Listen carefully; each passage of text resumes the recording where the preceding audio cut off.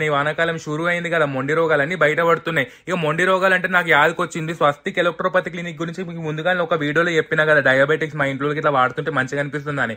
గీలైతే మంచిగా ఏ డిసీజ్ అయినా కూడా ఎట్లాంటిదంటే మనకు ఆటో ఇమ్యూన్ ఉంటది కదా, గసుంటి నుంచి ట్యూమర్ వరకు అన్ని క్యూర్ అయితే మన ఇండియాలో ఏడున్నా సరే ఫోన్ లో కాంటాక్ట్ అయ్యి చెప్పారు అనుకోరి మంచిగా మెడిసిన్స్ నెలకు సరిపడా పంపిస్తారు అన్నట్టు.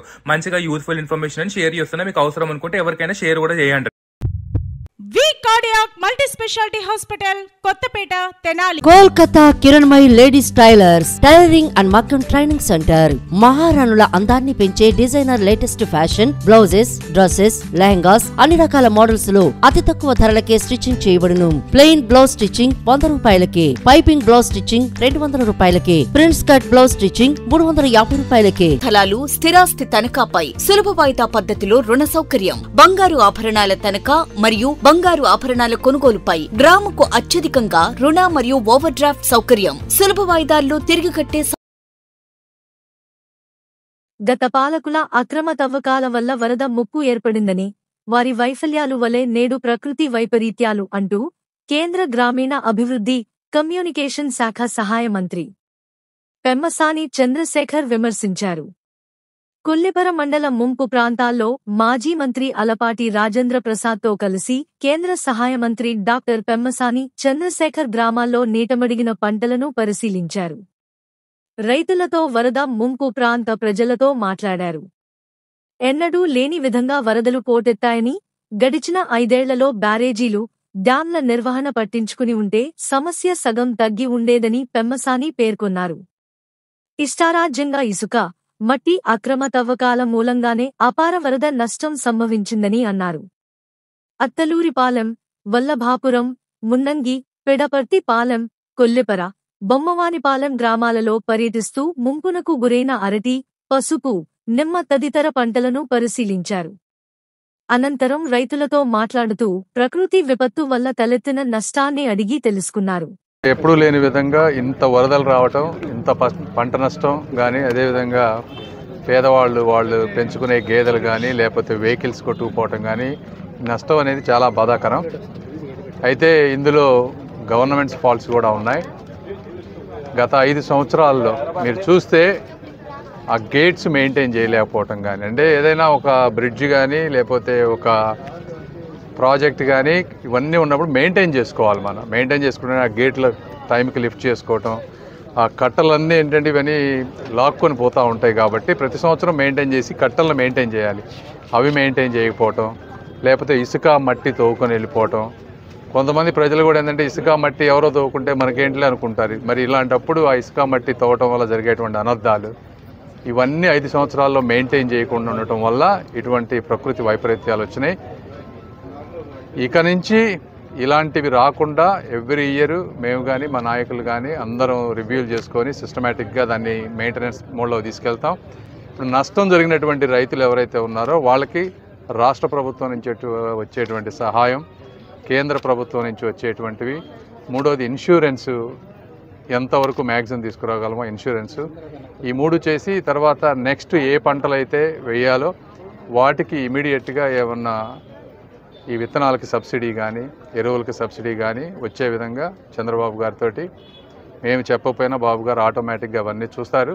బట్ అయినా కూడా మా వంతుగా ఇంకోసారి చెప్తాం. అదేవిధంగా కేంద్ర ప్రభుత్వ దృష్టికి కూడా తీసుకువెళ్ళి మా వంతు సహకారం మేము చేస్తాం తప్పకుండా. Thank you. అకాల వర్షాల వల్ల రాష్ట్రంలో అనేక ప్రాంతాలు ముంపుకు గురవటమే కాకుండా పెద్ద ఎత్తున వరద ఈనాటికి కూడా కొనసాగుతూ ఉంది. ఈ సందర్భంగా ఎవరైతే ఈ రాష్ట్రంలో జీవనం కొనసాగిస్తూ ఉన్నారో నా అనేది లేకుండా అందరూ కూడా కొన్ని ప్రాంతాల్లో ముంపుకు గురైన ప్రాంతాల్లో ఇబ్బంది పడుతూ ఉన్నారు. దీంతోపాటు ప్రత్యేకంగా మన ప్రాంతంలో లంక గ్రామాలు పూర్తిగా ఏ పంటలు ఉన్నాయో అవన్నీ కూడా నష్టం జరిగినాయి.